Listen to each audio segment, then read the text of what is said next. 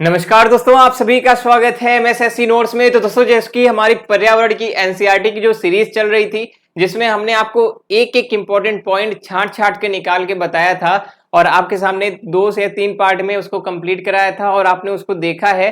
तो उससे रिलेटेड कैसे कैसे क्वेश्चंस आपके एग्जाम में आते हैं उसको आज हम यहाँ पर डिस्कस करेंगे। यानी एनसीईआरटी से कैसे क्वेश्चन आते हैं, कैसे क्वेश्चन बनते हैं और उस पॉइंट से कैसे रिलेट करते हैं, वो दोनों मैं यहां पर आपको समझाऊंगा। शुरू से लेकर लास्ट तक इस वीडियो को जरूर देखना है और इस वीडियो को ज्यादा से ज्यादा लाइक कर दीजिए। आज लाइक का एम करता हूं 2000 लाइक्स के लिए। जल्दी से लाइक दबाना ताकि इसका सेकंड पार्ट भी लेके आएंगे और शेयर जरूर करना। तो शुरू करते हैं। और आप लोगों ने अगर पार्ट अच्छे से देखा होगा तो सभी के सभी एकदम सही से आंसर देंगे, है ना। देखो, जैसे आप देखो, पहला क्वेश्चन क्या है कि निम्नलिखित में से कौन अंतरराष्ट्रीय ख्याति प्राप्त वेट लिफ्टर है। तो यहां पर बात हो रही थी किसकी? यहां पर बात हुई थी वेट लिफ्टर की। तो आपको बताना था कि इसमें से कौन है जो वेट लिफ्टर है। तो मैंने यहाँ पे पढ़ाया हुआ था, आप लोगों ने अगर नहीं देखा है तो मैं अभी फिर से दिखा देता हूं कि अगर हम लोग चलते हैं अपनी एनसीईआरटी में और यहां पर आप देखेंगे पॉइंट नंबर 28 में इसकी पीडीएफ अगर आपको नहीं मिली है तो पीडीएफ आप हमारे एमएस एजुकेशन ऐप पे जाकर इंस्टॉल करके वहां पर आप देख पाओगे कि वहां पर आपको पीडीएफ मिल जाएगी। तो इसमें हम लोगों ने जब पढ़ाया था तो इसमें आप लोग देखेंगे तो यहाँ पर आपको मिलेगी कि ये देखो हमने कहां पढ़ाया था। ये देखो कर्णनम मल्लेश्वरी एक वेट लिफ्टर है। ये आंध्र प्रदेश की रहने वाली है। इन्होंने भारत के बाहर 29 मेडल जीते थे और इनके पापा पुलिस हवलदार थे। तो ये सोचो, यही मेन पॉइंट इस तरीके से एनसीईआरटी में लिखा हुआ था और क्वेश्चन किस तरीके से बना कि इनमें से कौन है जो एक प्रसिद्ध वेट लिफ्टर है। तो समझ में आया। और इसमें एक और चीज थी, इसमें अगर देखेंगे तो यहाँ पर एक देखिएगा नाम यहाँ पर लिखा हुआ है बछेंद्री पाल का। तो बछेंद्री पाल से संबंधित भी एनसीईआरटी में दिया हुआ था कि वे एवरेस्ट पे चढ़ने वाली भारत की तरफ से एक महान प्रसिद्ध महिला थी। आपने पढ़ा है कि नहीं पढ़ा है एवरेस्ट वाली? मैंने कल के पार्ट में पढ़ाया था। आते हैं अपने अगले क्वेश्चन पर। तो अगला क्वेश्चन देखिएगा राजस्थानी ओक के बारे में है कि राजस्थानी ओक एक पेड़ है जो पाया जाता है आबू धाबी में, ऑस्ट्रेलिया में, राजस्थान के रेगिस्तान में या संयुक्त मतलब अमीरात के रेगिस्तानों में। तो आप लोग भी इसका आंसर देखिए और बताइए कि इसमें क्या होगा। तो अगर हम लोग इसकी बात करेंगे तो इसको देखो हम लोगों ने कहां पढ़ाया था। तो अगर हम लोग इसमें अगर बात करेंगे तो इसमें अगर हम लोगों को खोजना हो, ठीक है, तो इसी पीडीएफ में सीखिए सारे के सारे आंसर इसी पीडीएफ में ही छिपे हुए हैं और इसी में ही हमने सारे पॉइंट्स आपको बता रखे थे। तो देखो, रेगिस्तानी ओक जो है वो कहाँ मिलता है? ऑस्ट्रेलिया में पाया जाने वाला, बहुत लंबा होता है, पत्तियां बहुत कम होती है, ठीक है। तो आपको यहाँ पर दिखा कि रेगिस्तानी ओक नाम का जो पेड़ है वे कहाँ पाया जाता है? ऑस्ट्रेलिया में पाया जाता है। और जूम कर दूं, ठीक है। चलो, इसके बारे में और जानकारी क्या है कि इसकी जड़ें जमीन से बहुत गहराई तक फैली होती है। जैसे अगर 30 पेड़ जमीन से लिटा दिए जाएं उतनी गहरी, मतलब समझ रहे हो, मतलब 30 गुना कह सकते हैं। एक नॉर्मल पेड़ से 30 गुना ज्यादा आपकी क्या है, इसकी जड़ें होती हैं, ठीक है। अब आगे बढ़ते हैं हम लोग अपने अगले क्वेश्चन की तरफ। तो अगला क्वेश्चन हमारा क्या है? तो अगला क्वेश्चन देखिएगा। तो अगला क्वेश्चन हमारा है नेपेंथिस को लेके। आपने नेपेंथिस के बारे में पढ़ा होगा। नेपेंथिस के बारे में भी आपका यहाँ पर दिया हुआ है, मैंने जो हमारी पीडीएफ है उसमें आपके दिया गया है, आप उसमें भी देख पाएंगे। पहले इनके चारों ऑप्शंस को पढ़िए और देखिए कि इनमें से कौन सा सही हो सकता है। मैं सभी का डिटेल भी बता रहा हूं आप लोगों के लिए, तो इसमें जरूर देखना है आप लोगों को, ठीक है। तो जल्दी से बताना इसमें कौन सा सही हो जाएगा, ठीक है। पढ़ लिया सारे ऑप्शंस। अब चलते हैं हम लोग, पहले मैं ऑप्शन पढ़ लेता हूं फिर आप लोग के पास होता हूं। देखो, पहला ऑप्शन है यह पौधा ऑस्ट्रेलिया, इंडोनेशिया और भारत में मेघालय में पाया जाता है। याद आया? यही सेम टू सेम पॉइंट। चलिए मिलाते हैं पॉइंट को, ठीक है। यहां पर देखिए यही है, यहां पर है नेपेंथिस। तो ये देखो, यह पौधा ऑस्ट्रेलिया, इंडोनेशिया, भारत के मेघालय राज्य में पाया जाता है। पहला ही पॉइंट, इसका मतलब यहां पर देखेंगे तो ये वाला पॉइंट सही हो गया। दूसरा पॉइंट देखिए, इसका आकार घड़े जैसा होता है और इसका मुंह एक पत्ती से ढका होता है। तो यहां पर अगर हम लोग फिर से देखें तो इसकी इमेज देखिए, ये है। तो ये आपको दिख रहा है एक घड़े जैसा, है ना। तो इसका आकार कैसा है? एक घड़े जैसा है और एक इसका मुंह किससे ढका हुआ है? देखिए, एक पत्ती से ढका हुआ है। दिख रहा है ना साफ साफ। चलिए अभी हम इसके बारे में और देखेंगे।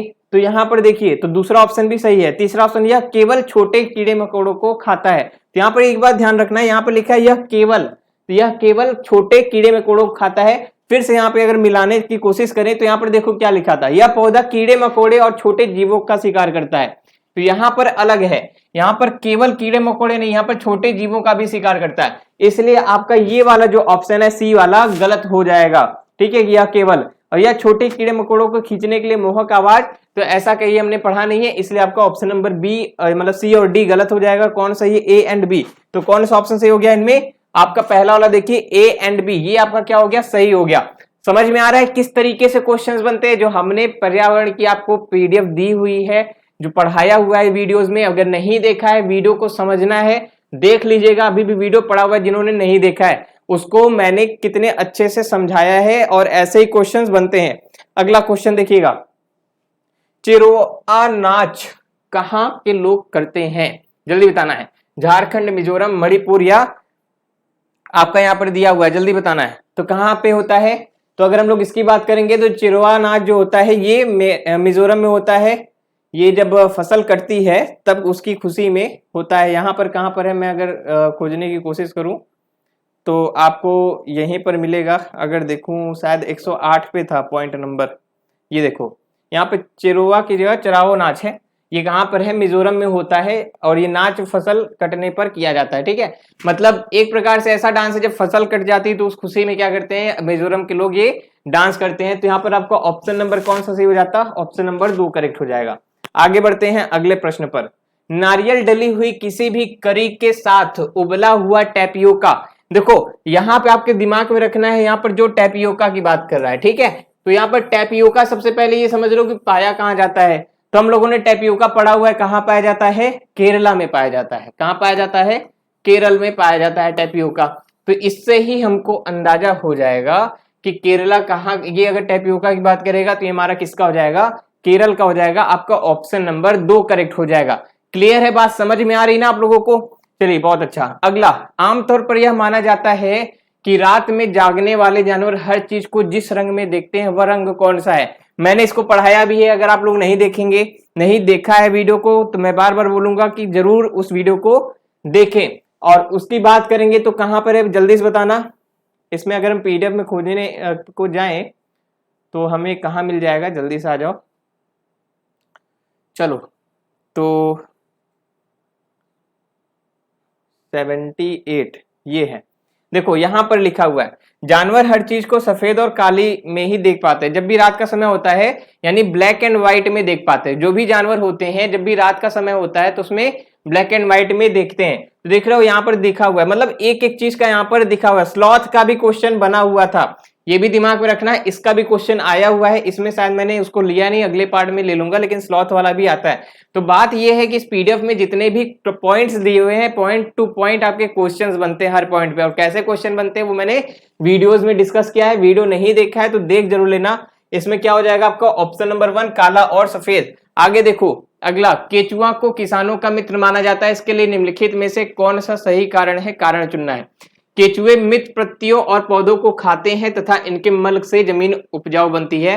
तो ये आपका पूरी तरीके से सही है, ये माना जाता है। दूसरा, केचुए खरपतवार खाते हैं जिससे मुख्य फसल की रक्षा होती, तो ऐसा नहीं है, खरपतवार नहीं खाते। केचुए जमीन में छेद बनाते हैं जिससे जमीन पोली हो जाती है। देखिए केचुओं वाला भी अभी मैं दिखाऊंगा कि हमने पढ़ाया कहां पर है। आपको बार बार दिखा रहा हूं ताकि आप लोग उसको पढ़ेंगे तो जितना ज्यादा लाभ मिलेगा। वीडियो देखिएगा, उसमें भी बताया गया है कि किस तरीके से क्वेश्चन कितने ज्यादा हर पॉइंट पे कैसे क्वेश्चन बनेंगे।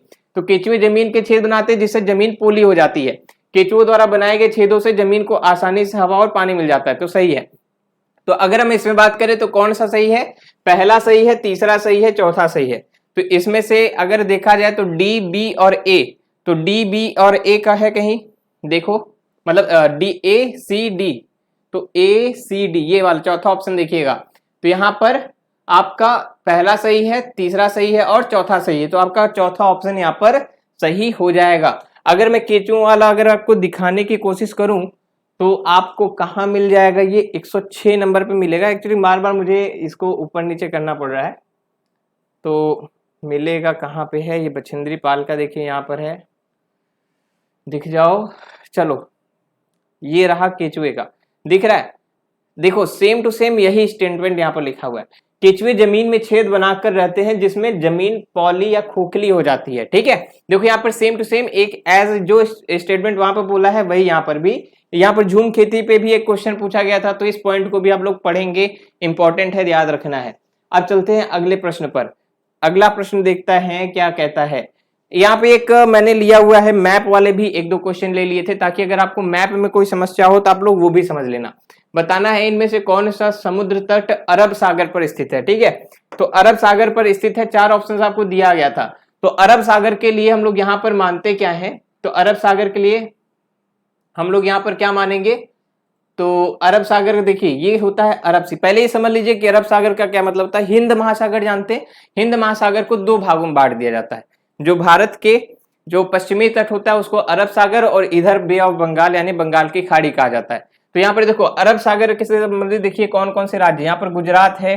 ठीक है, चलो देखो यहाँ पर गुजरात है, यहाँ पर मुंबई है, गोवा है, कर्नाटका है, केरला है, तमिलनाडु।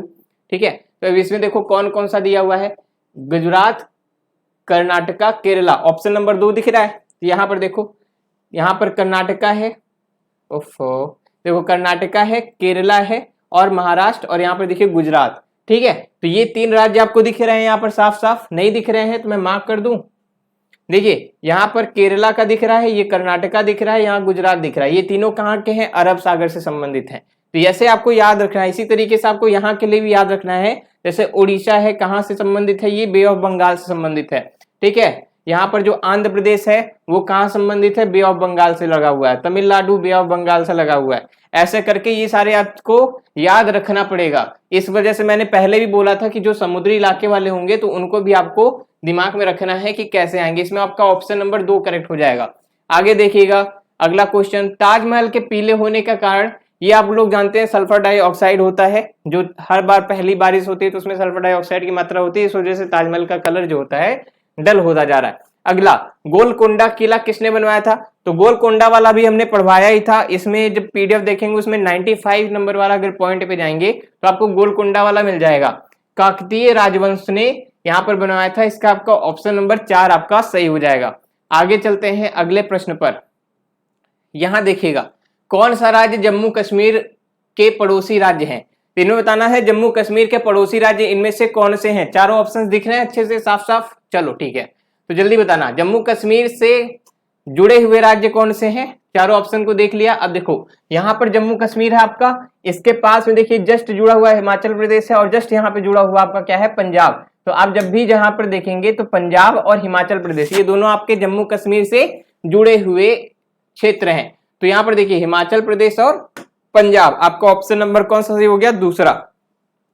आगे देखते हैं, जो लोग पूछते हैं कि मैप वाले क्वेश्चन कैसे आते हैं तो वो ऐसे ही समझ लेंगे कि उनको इसी प्रकार से मिलता है।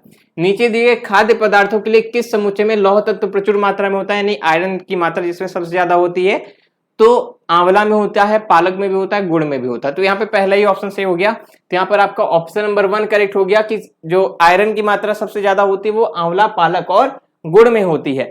ठीक है, अगला क्वेश्चन देखना है, हमारे देश के लगभग सभी भागों में मिर्च का उपयोग भोजन पकाने में किया जाता है। ये मैंने पढ़ाया था, अगर आपने नहीं ध्यान दिया होगा तो जरूर देखिएगा।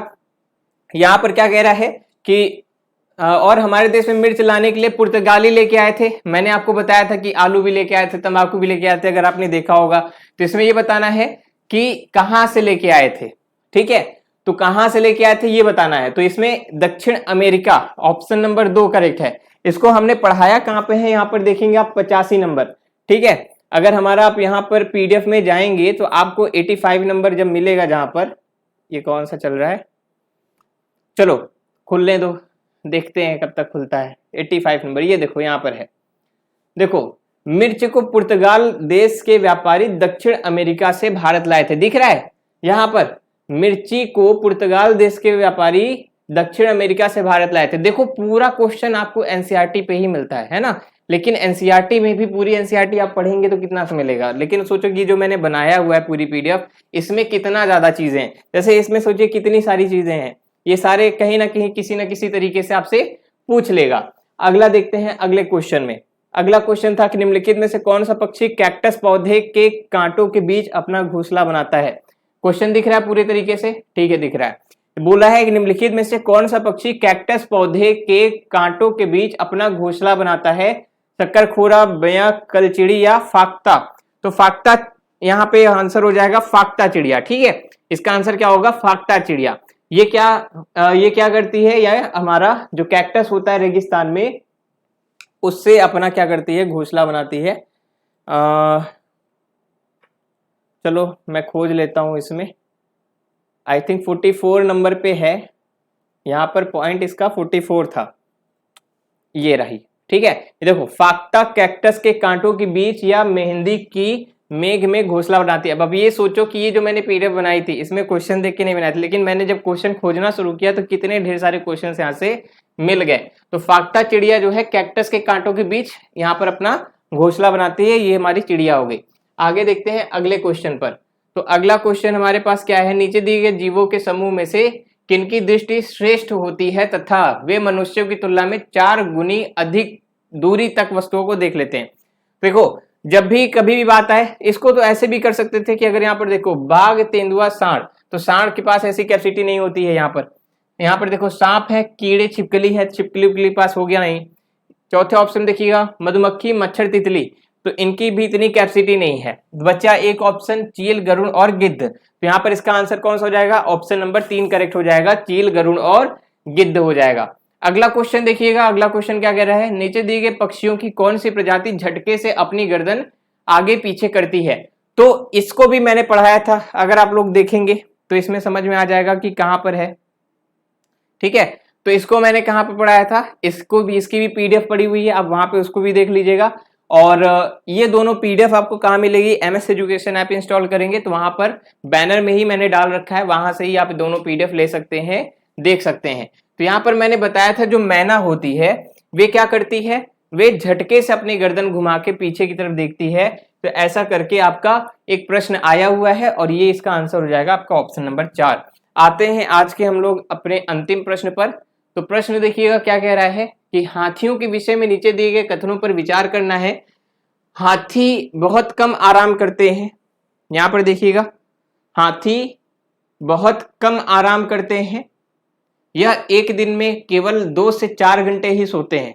ठीक है, सही है बात, एकदम करेक्ट है। एक बड़ा हाथी एक दिन में 200 किलोग्राम से अधिक पत्ती खाता है, तो 200 नहीं खाता है, वो 100 किलोग्राम खाता है, एनसीईआरटी में लिखा हुआ, अभी दिखाता हूं कहां पर है। इन्हें पानी और कीचड़ में खेलना पसंद है, अच्छी बात है, सही है। किसी हाथियों के झुंड में सबसे बुजुर्ग हथनी ही सबसे फैसले लेती है, ये भी करेक्ट है। कहां पर है ये देखिएगा, अब इसमें हमको फिर से ऊपर आना पड़ेगा। आप लोग मुझे बहुत ऊपर नीचे करा दिए, आप लोग को दिखाने के चक्कर में कि कहां पर कैसे कैसे खोजना है आपको पॉइंट्स, ये मैं आप लोग को बताने का सरल तरीका बताने के लिए आप लोग के लिए कर रहा था, जिससे आपको समझ में आ जाए। ये देखो, हाथियों के झुंड में हथनी और बच्चे रहते हैं, एक झुंड में 10 से 12 हथनी बच्चे होते हैं। बुजुर्ग हथनी झुंड की नेता होती है, यहाँ देखो, बुजुर्ग हथनी झुंड की नेता होती है, झुंड में 14 से 15 साल के बच्चे और हथनियां होती।